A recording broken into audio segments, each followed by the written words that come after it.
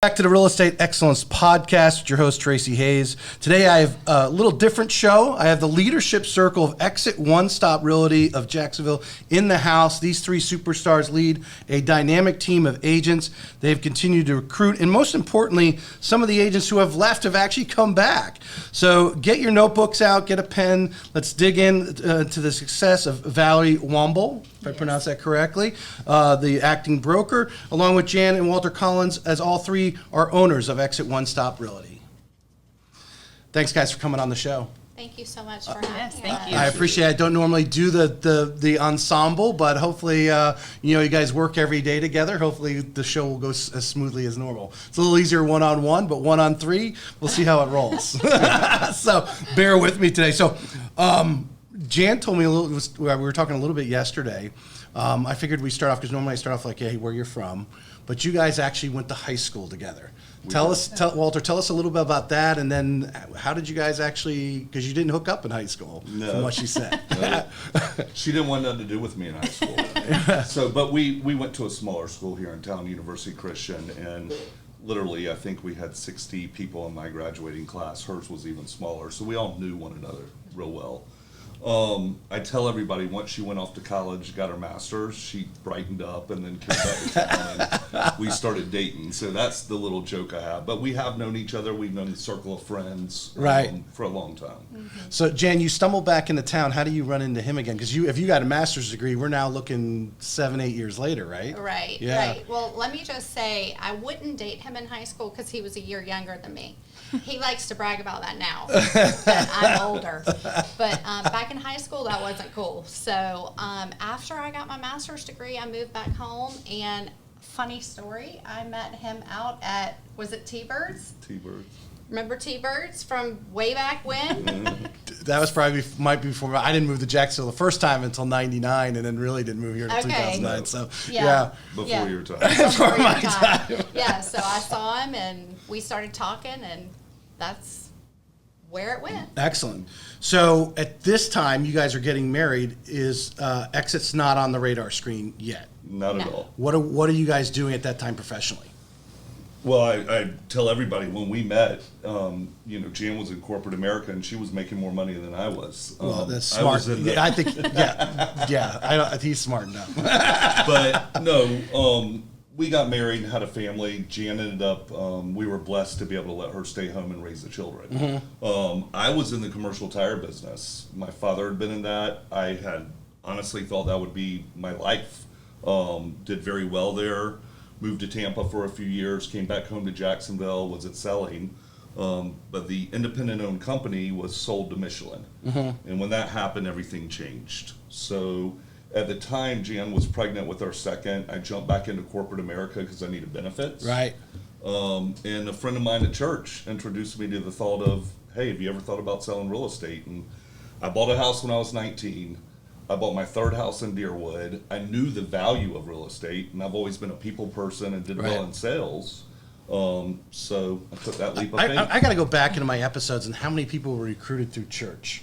Yeah. So that's like seems to be a popular place. Either find someone, say, looking for a job or whatever, and then recruited in the real estate business. Okay, so we're going to pause over here. Valerie, where you were a teacher.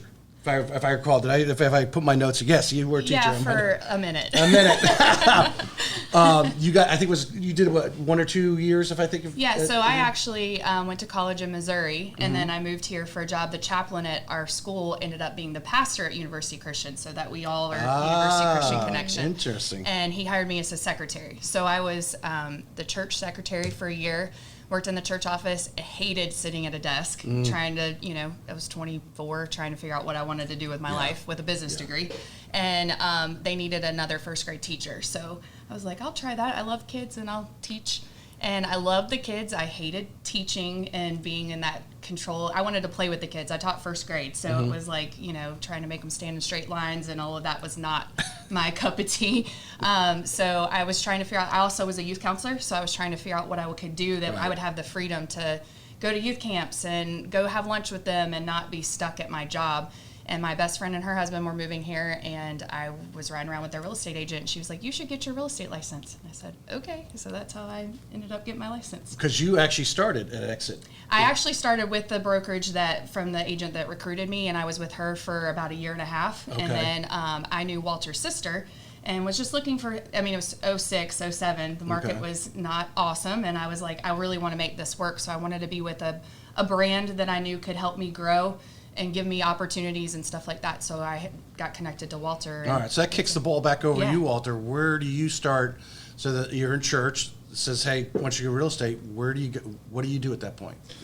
So even the gentleman that talked to me actually did own an Exit franchise here in town. It was the only Exit franchise at the time. But I still went and talked to other brokerages to try to get a feel. I just didn't want to jump just to the first one like most people. But I looked around, and by interviewing at different companies, realized this was the best fit. It was what I felt the place I could control my destiny. Right. So I got my license. I became an agent with Exit. Back in 05, when I started at the end, things were still pretty good in the market. Right. Fast forward to 06, signs of things starting to slow down. Yeah. And unfortunately, the brokerage where I was at was not doing that well.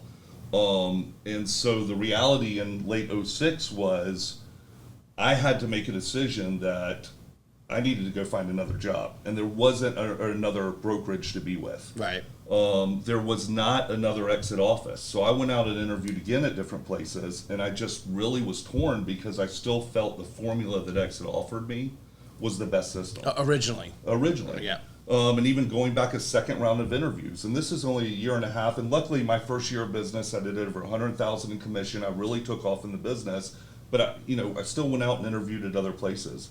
Ironically, late 2006, I ran into a neighbor. Jan, actually, after church, we were at the Loop eating lunch. And Jan introduced me to a neighbor that had a mortgage company and a real estate title company. Okay.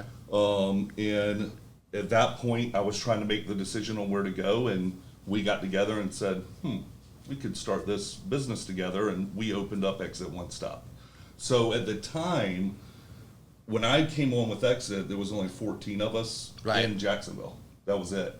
By the time we opened in 07, we still didn't have a lot of offices. It was just my office, but we had more agents coming on, and then we also had other people opening other offices later that year. So the brand I'm really gonna have you took off. move your mic up just a little bit closer, just about a foot off. Sorry, just about a foot off. I know my editor will tell me you weren't close enough. That's all.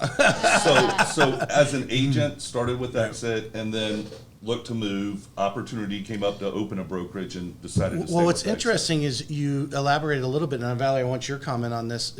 Talking to new agents and going out and actually spending some time talking to different brokerages and different leadership, because there's one thing I found, everyone will tell me that they went to their brokerage because of education. I very rarely hear the leadership part. It's more like, they offer all this training.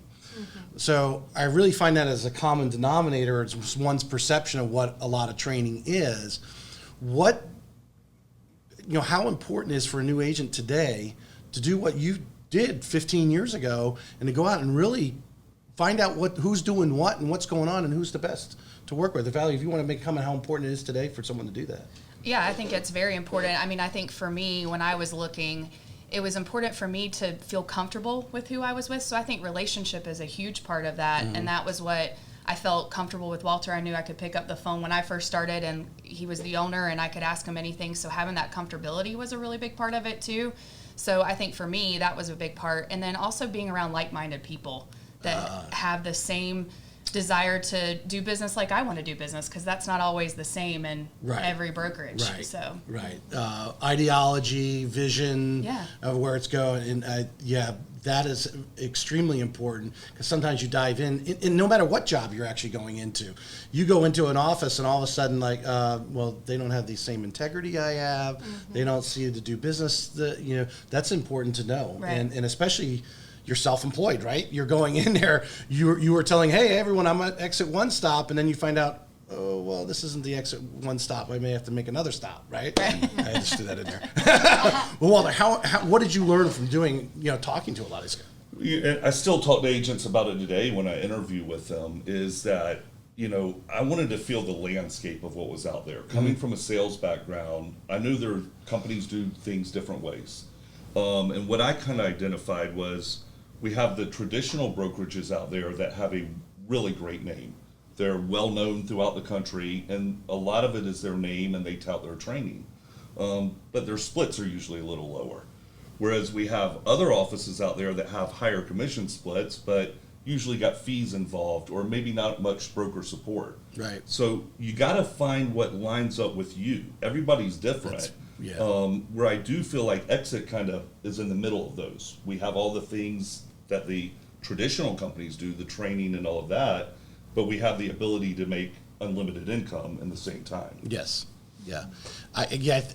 Do you find some of the new agents, is it really they just kind of are focused on the commission split more or less, or maybe their friend works there, but that doesn't necessarily mean they line up ideologically or vision wise? I think when we interview, I think the number one thing is they want support. They want to be trained, and because we all know when you go take the real estate class, they're teaching you how to be legal. So when to renew your license. Yes, when to renew your license, how to pass the test. Right. So I think that they want to know, what do you do? How do you get business? Like, are you providing business to me? Like, what all does that look like? And they don't, most of the time as a new agent, they don't even know what to ask. They are just trying to interview and see what opportunity they have for them. And I think that we do a good job of trying to make sure we tell them, even if you don't go with us, make sure you keep in mind these things, ask these questions when you're trying to figure out what's a fit for you. Because they're coming to you from that standpoint, but you're kind of interviewing them a little bit too, because you don't want to bring poison into the office, right? Jan and I talked about this yesterday. It was just, and even this morning we were on the phone, and it was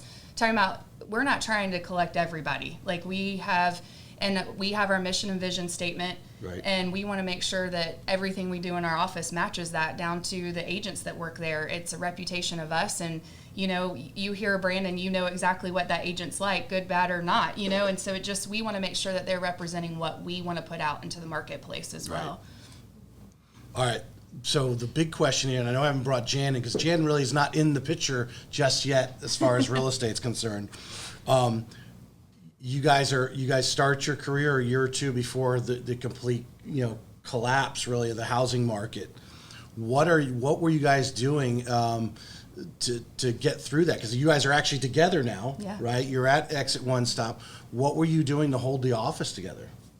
So for me, I took on short sales. I did so many short sales, and people didn't want to touch them because the agents that had been in the market before the crash were like, I'm not messing with that. That's way too much work. Where I was like, I'll work. Yeah. So sometimes the fruit's a little higher on the tree. Yeah. So I figured out how to communicate with the banks. I had agents that were giving me deals that I didn't even pay a referral fee on because they were like, if you will just help my customer. Wow. You know what I mean? And so that's kind of where I built my business, is trying to figure out the short sale process. I've heard that mentioned before because I've had other successful realtors that entered the market at a similar time you guys did, but didn't ask them this question. What did it really take to learn how to do the short sales, or was it really just some more phone calls, or trial and error, winging it, and not being scared to pick up the phone and call these banks, and just persistence. Like, you just had to stay on top of it and not get discouraged and just keep going. And Walter can share how he stayed. Like, for me, I'm originally from Savannah. If I went back to Savannah, I could sell real estate all day, every day. I know everybody. I went to high school there. I grew up, my family, all of that.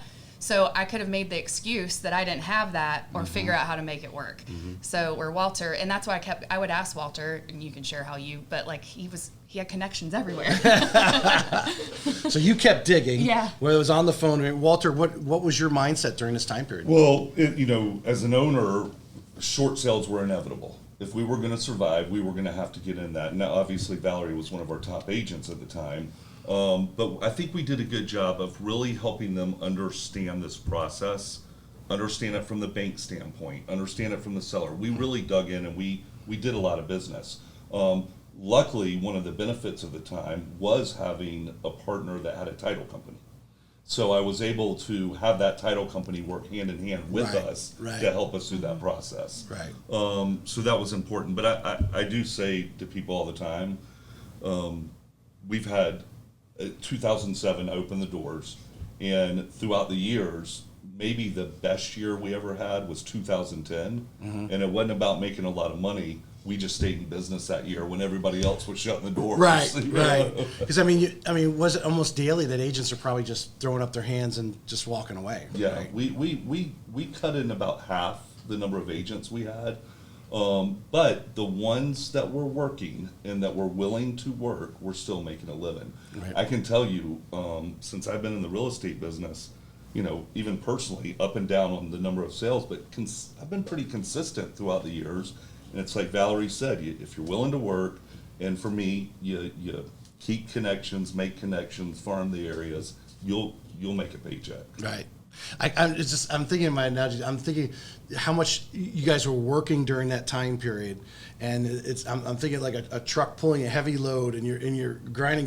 Now all of a sudden, in 2021, 22, you're like going downhill, and like how do you Almost even getting slow run down? over. Right. Yeah, but I'll tell you, I'll say this, and Valerie, I think, can add on this very well, is that, everybody talks about how hard the short sales were and the work was, but there was some real reason that the people had to get this done. Right. The last year, honestly, as much as the numbers have gone up, I think the work was harder than when the short sales were. From the standpoint, just from obviously strategy, making the offers, how you're listing the property to get the most out of it. Obviously, I even never asked this question. For sale by owners go up last year percentage-wise at all because people just thought they could just stick a sign in their yard and people were just going to throw money at them? I don't feel like there was a big difference on that.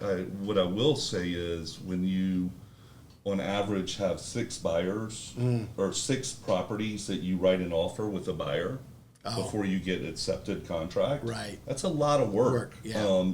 Generally, Valerie might write 1 or 2 offers and she's going to get a house under contract. Right. But it was 6, 8, or more. Many of our agents were going through that. So that was tough. And then obviously on the listing side, it's great. Everything sells. But it was a little overwhelming when, Valerie, you had listings with over 20 offers on them, and it gets a little crazy out there. Right.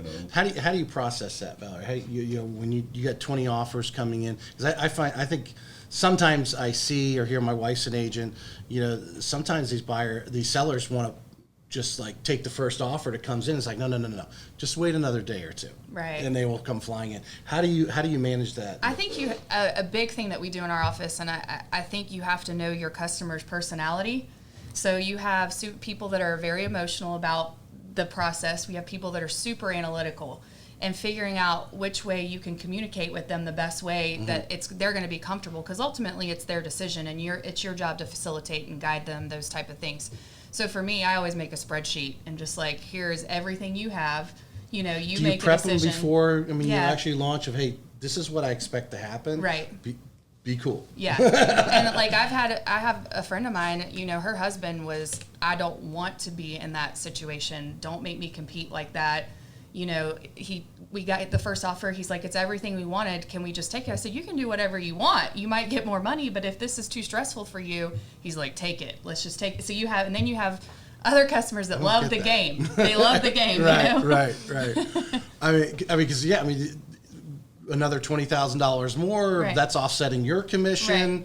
Right. I don't understand why people are so antsy like that. Although I have at one time when my wife and I first got married, we were living in Little Rock. She was with Altel, and we actually bought a HUD home that had been sitting there for a while. We bought it as an investment to clean it up and flip it, and we passed on the first offer. And I don't know how many, it was 3 or 4 or 5 months later before we finally got back to that original offer, and then we were like, okay, go ahead. When we should have just took the first offer. Yeah. And that's a normal market. Yes. Yeah. The one thing though, Tracy, you said like you can't understand why someone would do that, but if you think about it, that's the whole reason like Open Doors open, because people don't want to deal with it. Right. And so there's a lot of people willing to take less money, which I agree with you. I don't quite get, but that just shows you how different everybody is. That's true. 100%. All right. This is a question I always ask. I'm going to get to you, Jan, eventually here. You're So good. hang on. You're good. I want you guys each just to kind of tell us a little bit about, for those new agents out there, someone looking to be an agent, or maybe someone's in their first year. Because you didn't own Exit initially, you came in as an agent off the ground. What are some of those things you did, or that you were being coached on or trained on, to get your careers going in that first 12 months?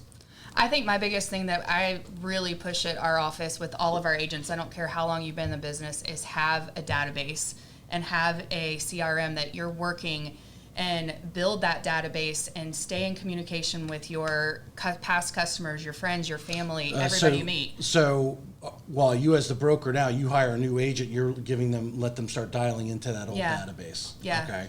So that was not into my data, but like into their database. Like, start. The first thing we tell them is think of the top 100 people in your life. We all have, like, who works on your car, who does your hair, who does, Right. Start building that database and letting people know that you're in the business. What were some of the ways that you exposed? Think about your first year. Yeah.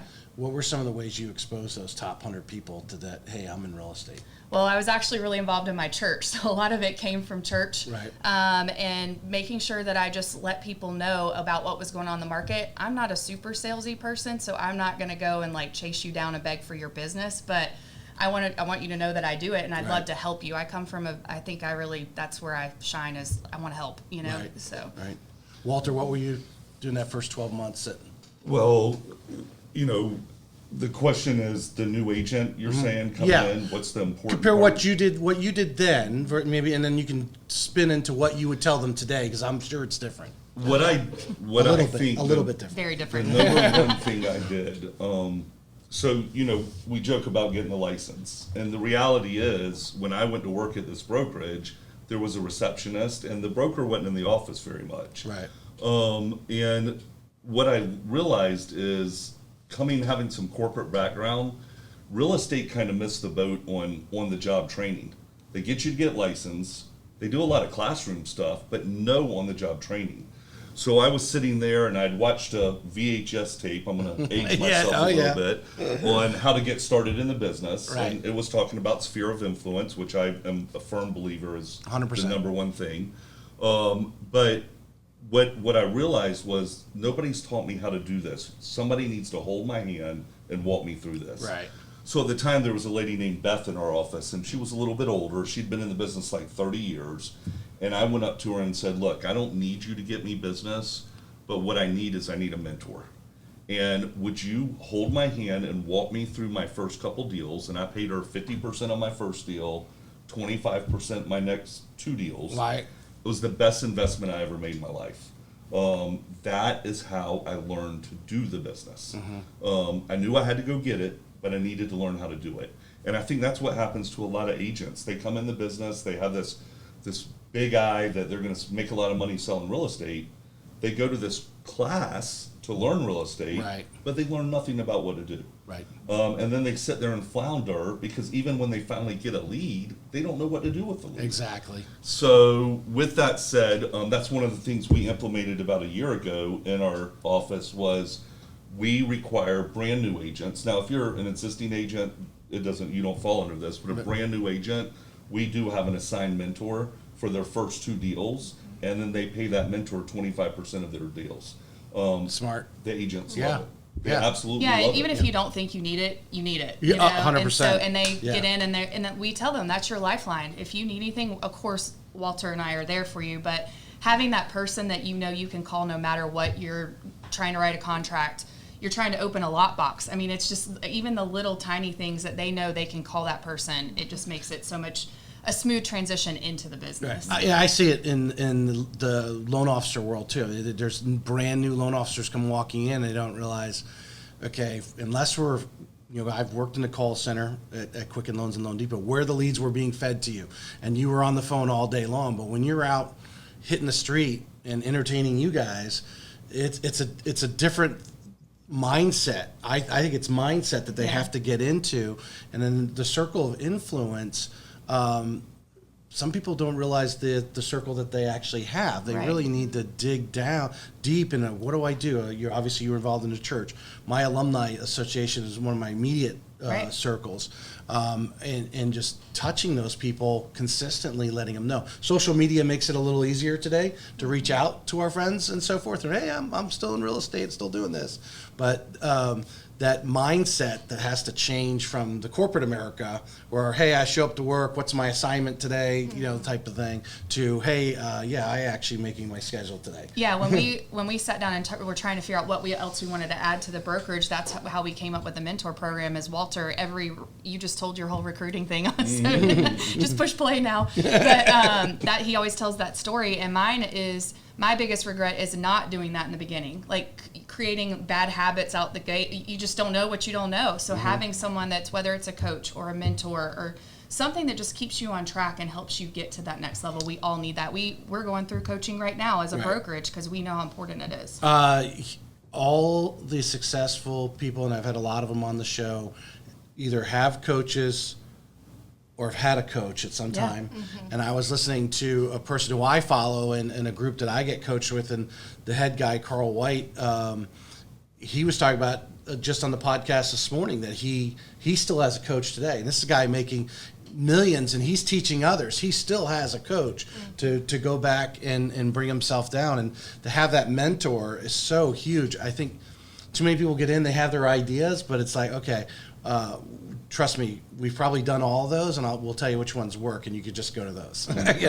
Another thing that we tell our agents is when they first come on, don't be a secret agent. Like, let's let everybody know. It goes back to the database, the CRM thing, but on social media, through email, send cards, but basically you own a business now. Yep. So let everybody know. If you had a brick and mortar building, you would go to that building every day and unlock the door and turn on the light. So for you, exactly. This is your business. Post it, share it, tell people, hand your card out. Right. Did you find, you mentioned cards, and because there's obviously one-on-one is the best way to create a relationship with someone. Text messages fall in there. Snail mail is actually ahead of email. Yeah. In creating those relationships.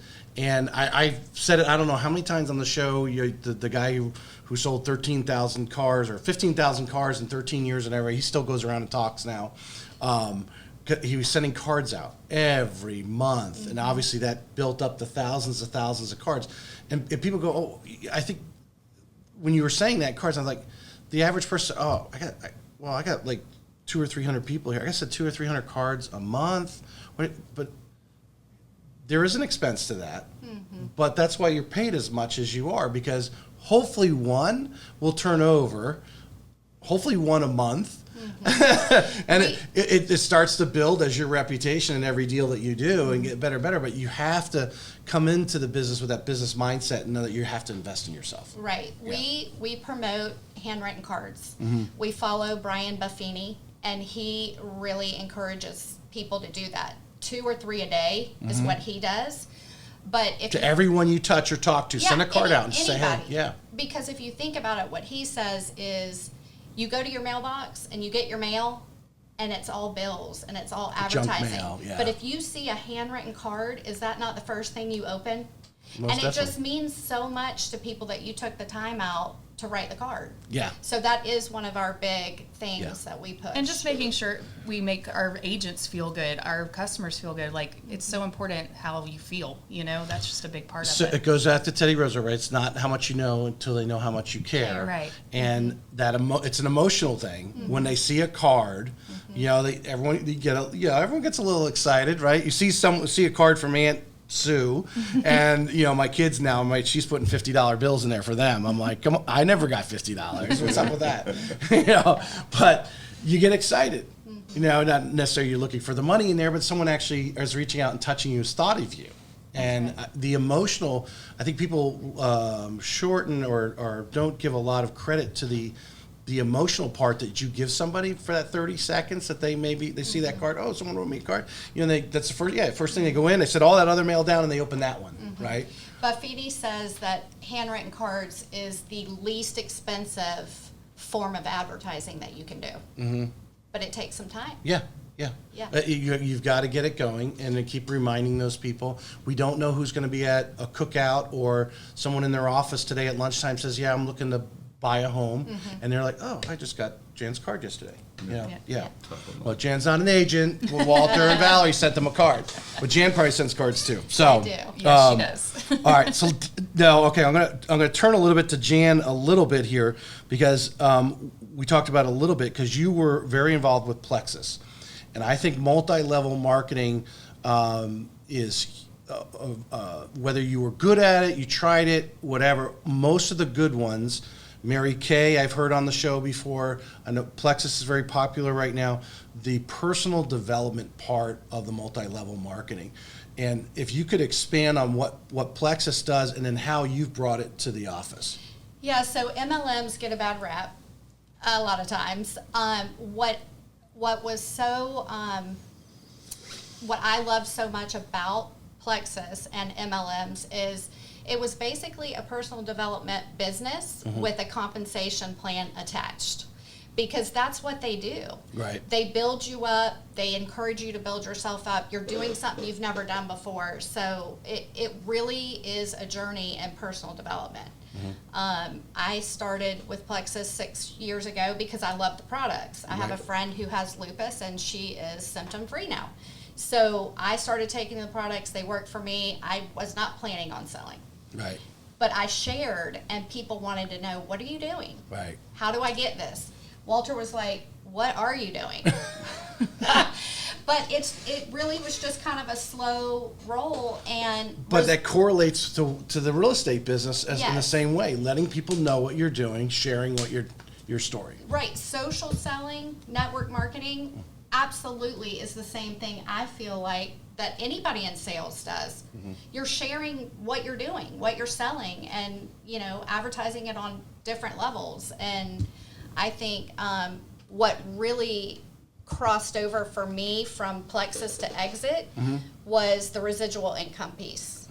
And that is what makes Exit Realty unique in the real estate industry. There is an opportunity for people to sponsor invite in agents, and receive residual income based on the other agent's work. So I feel like it just kind of, Plexus and Exit just kind of crossed over in a really great way. Well, in a lot of ways, there's a lot of things that relate there.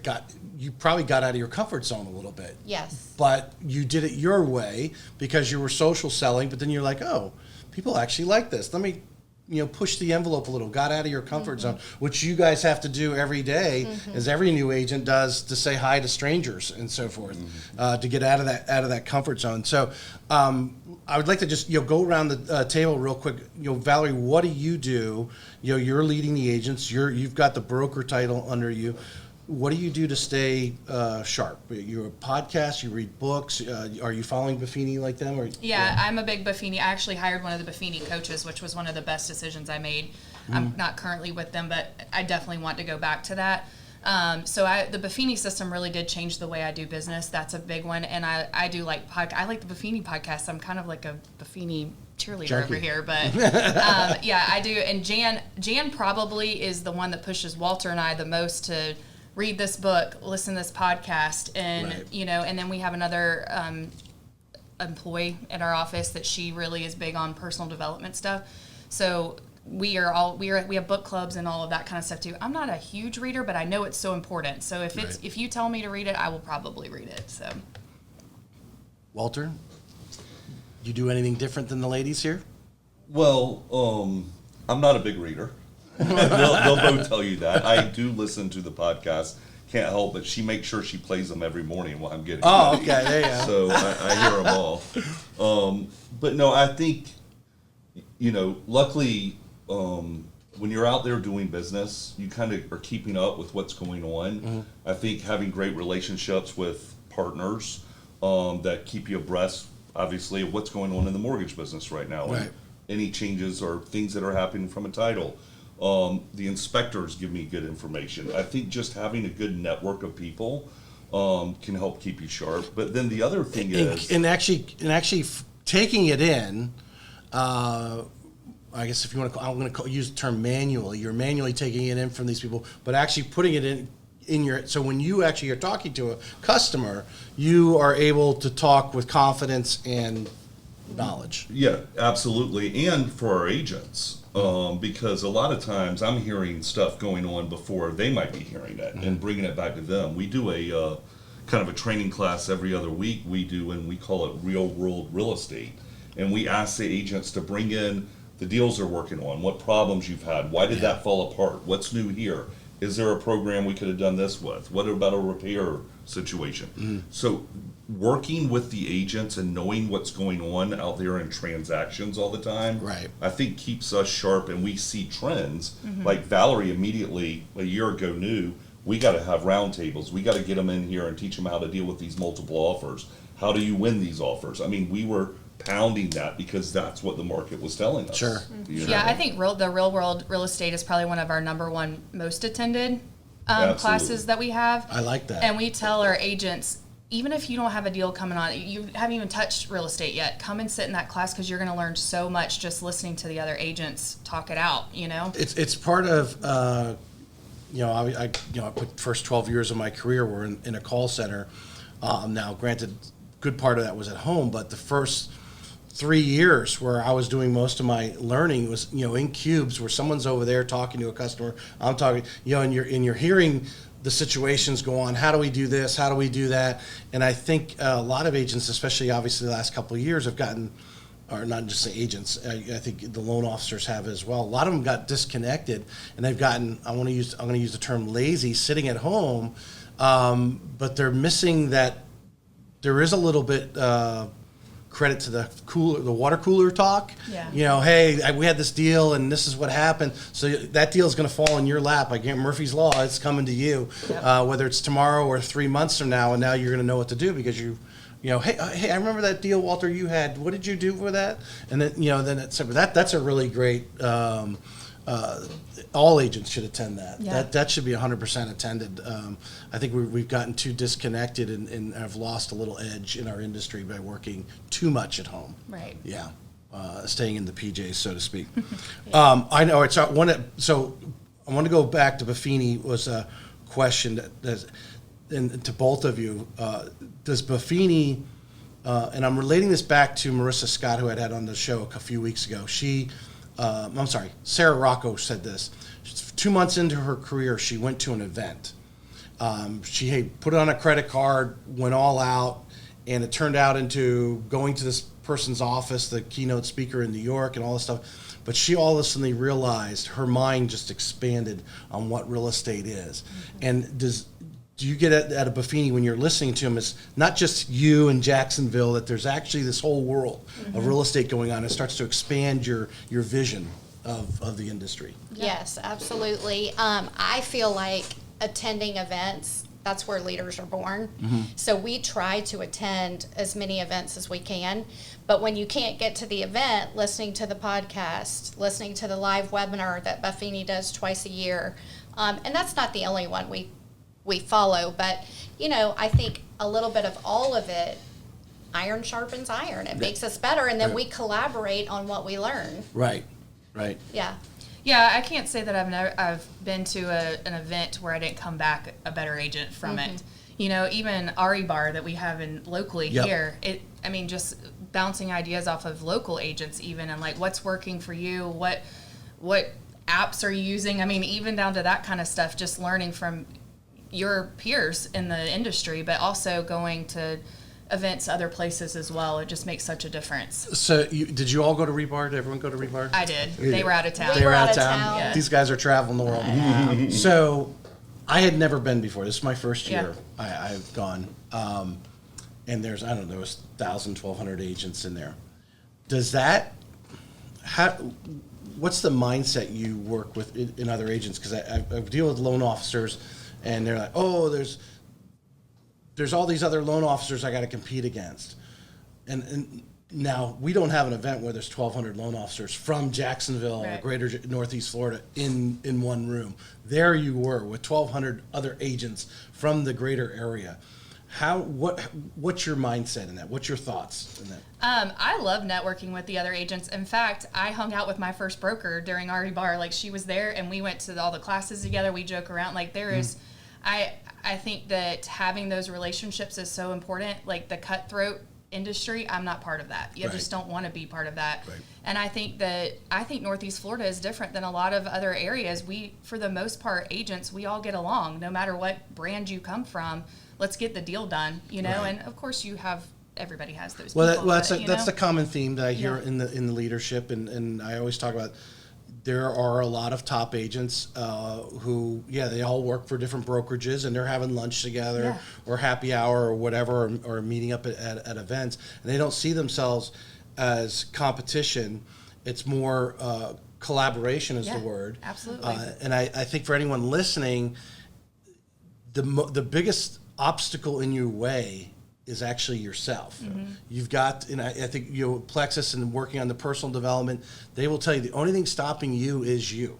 It's not the other agents are getting more deals, they got flashier logos or whatever. It is just you. Yeah, there's enough work for everybody. Yeah. And if you change your mindset from that scarcity to the abundant mindset, and just realize, Love me some John Maxwell too. There's enough for everybody to go around. Right. So I think that it just comes back to you. I'm going to switch gears. So let's talk. Not that we haven't been already digging into exit, but I want to more or less, for lack of terms, we're going to advertise Exit One Stop. When you've got, I assume the two of you or the three of you actually are monitoring, have a pulse on the culture that you've created. And since there's three of you actually, in ownership roles, and then each of you have your designated. Jan's doing mostly marketing. You've got the broker. Are you, Walter? Are you just over there selling? You're just the.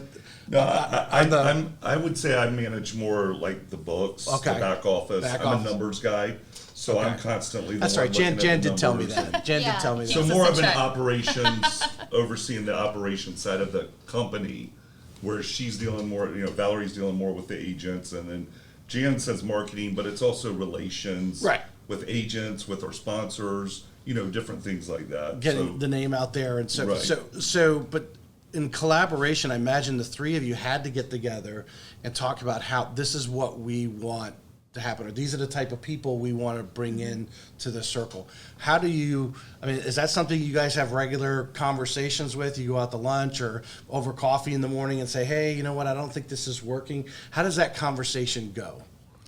I talk to Valerie a couple of times every day, it seems like, except maybe the weekend. So we're just always, talking about issues, talking about where we want to go. Of course, I talk to him every morning and every night. I think one thing that we do too is we have the motto is TIE, which is trust, initiative, and expertise.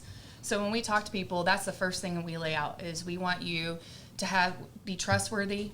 We want you to demonstrate initiative and develop into expertise. So if you are doing those things, and at our sales meeting, we do obviously production awards, but we have a TIE award every month. We really put out, are you trust, initiative, expertise? Those are the things that we are looking for in the agents that we hire and recruit as well. Trust, integrity, I assume, is obvious. Yeah. Initiative. What would be, give me an example of someone taking initiative in the office? So maybe someone who won the award the last month or something. What did they do? We have an agent that did a first-time home buyers program, and she took the initiative to set up in the office and bring her customers in because she kept hearing about people. She's like, there's so many people on the fence that are ready to buy. They just don't know what to do. Right. So she took her expertise, but also the initiative to get that going and all of that. Another one is our agents help each other out so much. I joked when I came back in as an owner, I was like, this is such a kumbaya office because everybody is just like, hey, I noticed you haven't been in the office in a while. Come in and let me help you get set back up. You seem like you've kind of fallen off the tracks for a little while. So we don't do it as much as our agents do. They really look out for each other, which is what we wanted in our culture. Yeah. We're, in addition to the tie she talks about, we build our company on 5 pillars. Mm-hmm. And the one thing about the formula with Exit and having the ability to sponsor is, if you think about this, everybody in the organization has been sponsored by someone. Right. Someone cares about them and cares for their success. Right. So it kind of, if everybody's already in that mindset, it kind of feeds into that. And then obviously the training, the branding, the marketing, the culture, those are all important, but it ties around that formula there. But as far as I do most of the interviewing, and yeah, there's some people that we don't offer them the position per se. Right. But for the most part, I do believe that some agents that I've interviewed, I had no idea they would be as good as they are. Some I thought would be great and weren't very great. That's so true in life. So we do like to give the opportunity if we have a comfort level with them and they seem to believe in the same things we do. Right. Then we're going to give them a chance. But ultimately, at the end of the day, you know, we want people to stay with us. We want them to stay long term. But in the same sense, if they're embarrassing us or doing something wrong, we've had to cut ties as well. Right. You know. Right. It's been said before. I think it's a common thing in any office, even whether it's corporate America and you got a bunch of W-2 employees, or in a real estate office, you constantly have to be giving some sort of value for those agents to hang there. Otherwise, they're, you know, whether they themselves have gotten distracted and lose track, and they're going to blame it on leadership.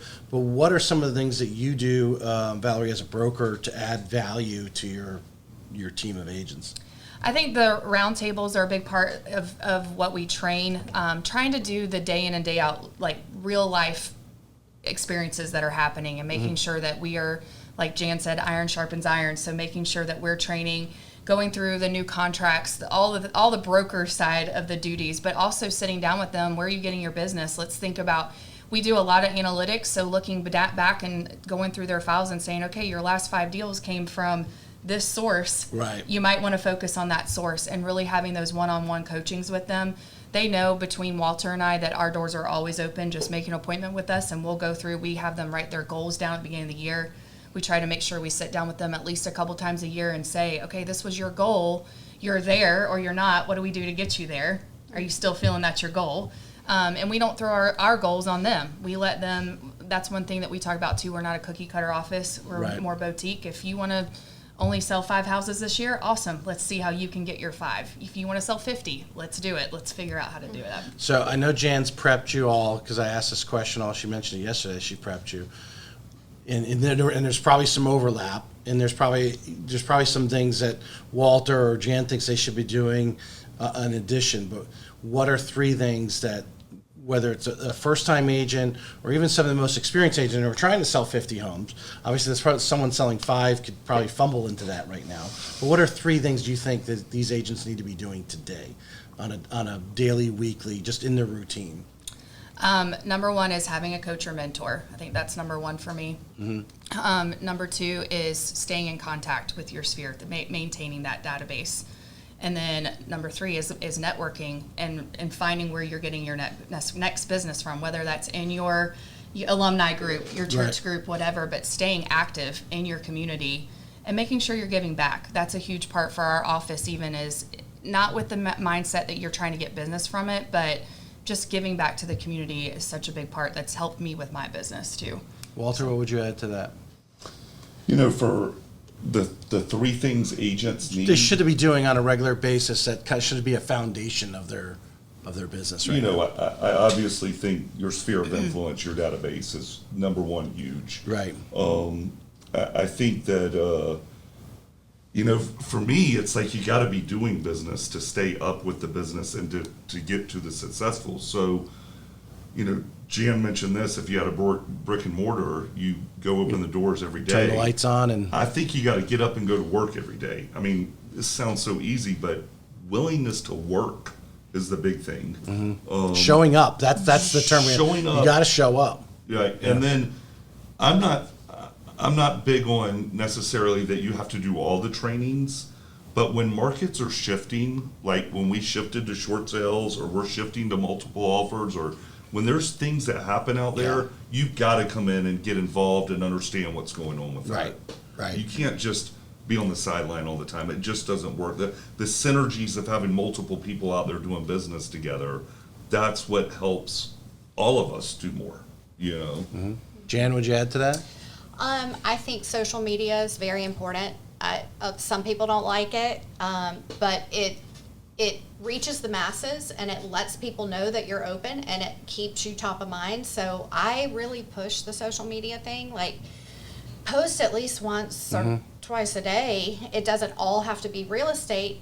You know, put some personal stuff in. Let people get to know, like, and trust you. Yes. How are they going to do that if you're not posting? Huge. Yeah. We had an event last week in Nocatee, and with 3 very well-respected agents in the area, and it was on getting more listings, but it expanded. I think 75% of the conversation was about social media. And if you're in a neighborhood, a couple of these agents, they have gone deep in their neighborhood. So every month they're posting the market report for Beacon Lakes, or I forget what the other neighborhood was, but they are known as that person and that resource in the neighborhood. And it's I think so many are missing out, and they're like, well, it's social media, but you know what? The reality is, it's great because so many people are. I don't know if afraid or nervous about what they might look like. I always tell people, they don't care. They don't care what you look. Your friends and family don't care. They already love you. Trust me. They're not. They're hearing your message though every day, or or that market report every month. And trust me, when they think of a real estate agent, you're right there. That's Yeah. what it's about. That's exactly what One it of the stands. things that I always tell our agents is don't worry what everybody thinks. You don't want to work with everybody. Trust me. You know. Yeah. The shock and awe of it all. Howard Stern made a lot of money off of people who didn't like him. Right. Okay. You know what I'm saying? Yeah. As they stayed listening to the show to see what he would say next. Yeah. So The other thing I would add, and Valerie and Walter are so good at this, I think it's part of our culture, is answer your phone. When someone calls, answer the phone, and they are constantly answering the phone. Any time that the agents are calling that have questions. But I think when you're in sales, answering the phone means a lot to people. And if you can't get to the phone, make sure to call the person back. So it's that we were having this discussion just yesterday in the office too, because obviously as loan officers, we everyone's got their cell phone, but in your case, you have an actual someone sitting at your front desk, more or less, and hey, I'm in an appointment or I can't take that call. You can actually set up your phone or get the service. I'm sure there's an app out there that everyone can use, that if you don't take the call will at least go to that person and someone actually does answer the phone, and how much that will change your business because someone answered the phone and said, hey, they're on an appointment. I can take a message for you or, send you the voicemail, whatever you're going to do with it. But someone answered the phone. Yeah, 100%. We talked about education and the importance of it. And you tapped a little bit on surrounding yourself with, whether it's coaches, successful people, and how important it is. And if you could just go around real quick, how important is, Walter, I think getting out and learning the industry, surrounding yourself with the best inspectors and that sort of thing, how important it is to surround yourself with other successful people in the industry.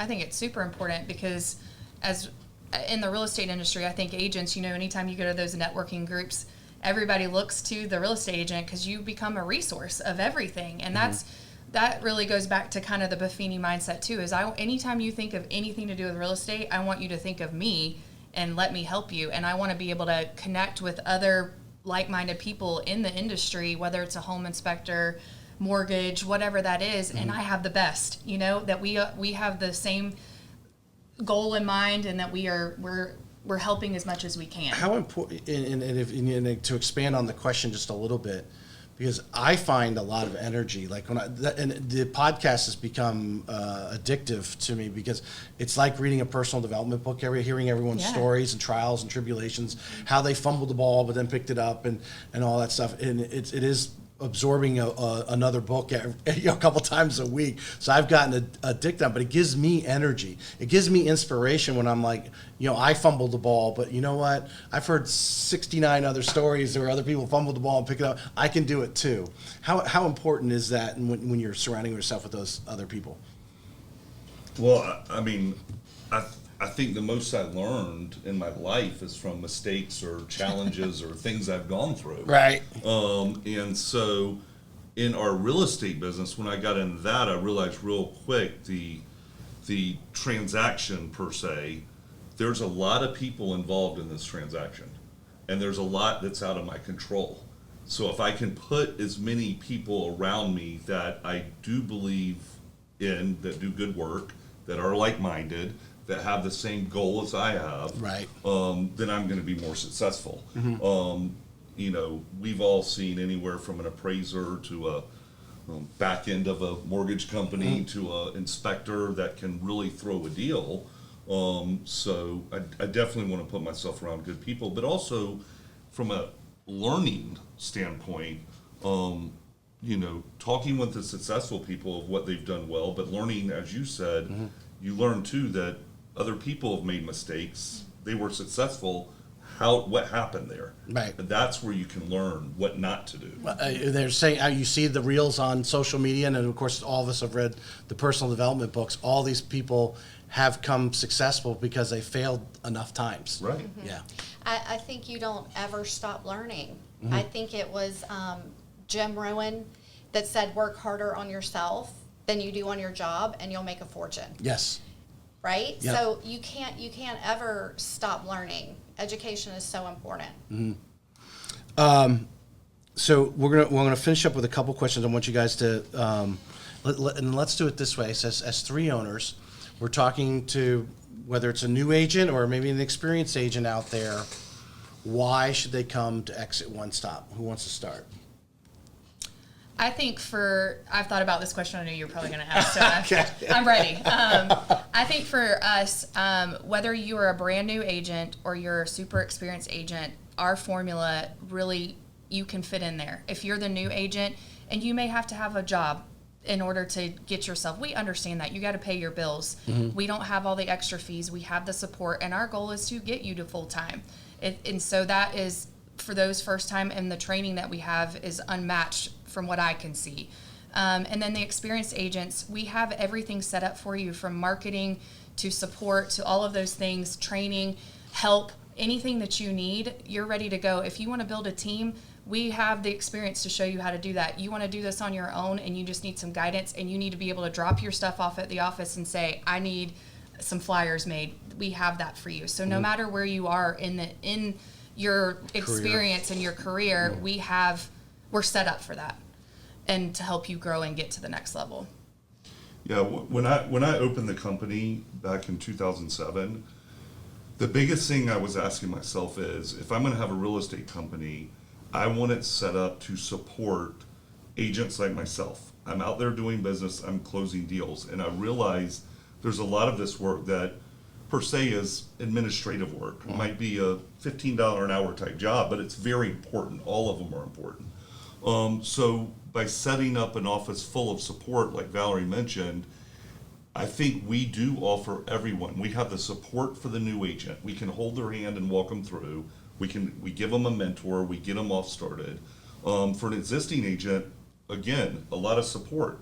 They don't want to do the minuscule task. And in addition to that, the formula, you have the ability to make over 100%. So if I can go out there and sell real estate, and I can make a good commission split, and I don't have fees and overhead hanging over me, but then I also have this other line of income through residual income that over time I can keep adding to. To me, no fees, high money value. That's controlling your destiny. I like the fact is because this is what I talk in the loan officer conversations right now, and the people that I follow. That support. There are people who are really good and enjoy in the cube, like Valerie does not like doing that, but there are people that are comfortable with that. They want to work 9 to 5 or whatever the hours are.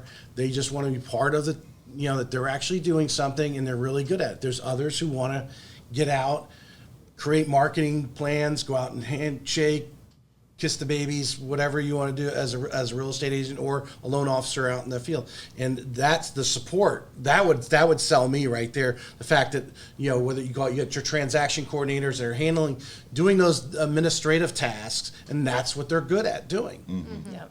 Yes, we have an in-house marketing coordinator that you met, and she is available to all the agents at any time. They can call in and set an appointment with her, and she will do their flyers. She'll help them brand themselves. She'll do whatever they need. And there's no fee. You tipped a little bit on social media. There's no fee for that. How important is it for the agents to get their social media lined up and use that marketing coordinator to do that? It's so important. If it doesn't come naturally to them, then our marketing coordinator will help them. Right. Hey, here's a schedule of things that you can post every day. Hey, let's get you set up on Instagram. Some people are really good at social media and they don't need her help. Right. So she's there if you need it. But the whole branding part of it, because I go in and I do a social media background stalking on everybody before I have them on show, and a lot of times I'll find their LinkedIn hasn't been updated in who knows how long, if they have one. Most people have one. Makes it easy for me to go, oh, here's their timeline of their career real quick, and I can create questions off of that. But others haven't updated it recently, and how important is these our customers are Googling us. Yes. To have those things lined up and coordinated and updated, so it's saying the same thing on LinkedIn as it is on Facebook. Yeah, it's difficult now, Tracy, because there's so many different social media platforms, and you really kind of have to pick one that you're really going to concentrate on, you're going to be consistent on, you're going to learn it inside and out and do it. Right. And then try to keep the other ones consistent, but it's hard to be on all of them. No, you can set up auto things. Yes. But I mean, we're trying to manage. The podcast goes out to Facebook and LinkedIn is where I've got it when it goes out and the audio goes out. We've got YouTube, Twitter, LinkedIn, Facebook, Instagram. I have not figured out Twitter. I just now TikTok's coming in. I mean, it's hard. TikTok is popular. Instagram seems to be what at least a lot of the female agents are going to from that standpoint. But it's important that whatever you're using, whether it's 1 or 3 or 4 or 5, that you line them all up so they are at least branded in the same way. You're not clicking here but clicking on LinkedIn and it's like doesn't even mention you're in real estate. Right. And the best platform is going to be the one that you use. Yep. So like we have an agent in our office who is phenomenal at YouTube. He's so good at it. He might not be good at Twitter or Facebook or whatever, but the most it's one of the major ones. It's one of the ones. It's only second to Google as a search engine. So YouTube's important. Yeah. So I think pick the platform that you're really gonna do the thing on. Yeah, I think real estate is big enough that you can. If you're not a social media guru, that doesn't mean you're not going to make it in real estate, but you got to figure out what you're going to do. There's so many different opportunities, no matter what that looks like. I think the social media can accelerate your business much quicker. And like I said, maybe you have 1,000 friends, or maybe you consider everyone at church a friend. So that I don't know how many thousands of people that might be, and you're like, oh, I got to send that many cards a month. No, but if I actually go through Facebook and I'm posting several times a day is great. There's agents I know right now, if I open my Facebook, they will be on there. They're constantly on there. Well, and it's funny, I mean, if you know a group, like your church group, I will post and people at church will come up to me and say, oh, I saw you were so-and-so, or I saw your post. Like, it's I know them, but they're getting to know me more. Yes, 100%. Yeah. 100%. And people are building relationships on social media. They feel they know you before they even have met you. Yes. And the great thing I think that it adds is they see your face. You have a family. You like the boat, whatever it is, and that's where they start bonding with you and create the longer term relationships. So can I say why I think you should join Exit One Stop Realty? Well, yeah, I thought that's where we were going. Yeah. But They got to say what they wanted, but no, I think what I love the most is that you can make more than 100%. We start out with a 70-30 split, but even that slides up. We move to 80-20, and then we go to 90-10. But the opportunity to earn residual income on people that you invite in, it's not based on profits at the end of the year. It's when you bring someone on and they have a transaction, you get paid that same month. Immediately. Yeah. So I think that is what makes us so unique in the real estate world. As Exit Realty, the brand. And that's where a lot of the multi-level marketing stuff went to that because of the instant gratification part of it. They, hey, I recruited somebody. Of course, you could go negative if, in that world where people just fell out, then you could get a chargeback. But they have to sell the property. Property sold. It's done. You're going to get paid. Yeah. You weren't getting paid on just recruiting someone. It's important there. I'm going to go around the table because normally I have one person here, so I'm trying. I just thought went through my head. I ask this question on every show. All right, Valerie, is it more important who you know or what you know? Who you know. Walter? Boy, that's about 50-50, but I ultimately, if I've got to pick one, I'd say who you know. Right. There's somewhere along that line, well, someone invited you to Exit, right? And it's changed your entire life. Right. Right. Yeah. I think first it's who you know, especially in sales, and I mean it's all about relationships, right? But I think after that, if you don't keep up with what you know, then you're not going to excel. So it's really both. Well, each of you, and this thought just came to my head as we were talking about Buffini earlier, and I listened to some other people in the loan officer world. Because you know of it, we think that's education. You're learning, but somebody told you to listen to that. Somebody, hey, this guy's really good. Now, I don't know if you've met him personally or not. It's not real, but because you're listening to his podcast, you understand his ideology and his thought process. So who you knew has opened your, the what. And that's where I fall. Is you could go through life and you can go to Harvard and learn everything, but if you sit in your house and maybe the computer gets you out, but you've got to start taking it in and start interacting with people, and someone's going to say, hey, this person's got this skill, and introduce you to real estate and so forth. So guys, I appreciate you coming on today. Thank you for thank you having Thank you for coming on, and I hope we're going to put your information in the show notes. Obviously, you guys are all on Facebook. If anybody wants to reach out and so forth there, but all your social media and so forth, your phone numbers, that sort of thing. So if a new agent, an existing agent is thinking about exit, or hopefully a buyer out there or seller wants to list or buy a home, we'll give you guys a shout. Thank you so Thank much. you Thanks so so much. much. Appreciate you. Yeah, it was great.